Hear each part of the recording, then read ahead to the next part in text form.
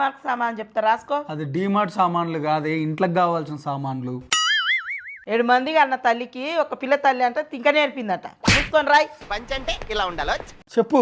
జీలకర్ర ఎంత? గింత గింత. గింత గంత అంటే ఇయ్యరు, ఎంత కావాలో అంత చెప్పు. ఓ షటాకేసుకో. ఎన్ని గ్రాములు కావాలో అన్ని గ్రాములు చెప్పు. ఓ 50 కిలోలు వేసుకో. నువ్వేమన్నా దుకాణం పెడుతున్నావే, అవి కిలోలు కాదు గ్రాములు. అదే వేసుకో.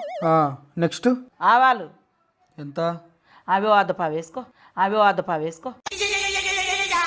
అద్దపావు అంటే గింత. గంత కాదు గింత వేసుకో. మళ్ళీ పంచ్.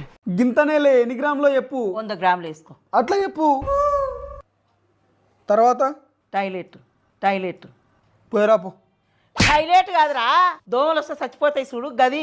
అది టాయిలెట్ కాదు, ఆల్ అవుట్. ఇంకా ఒక లిప్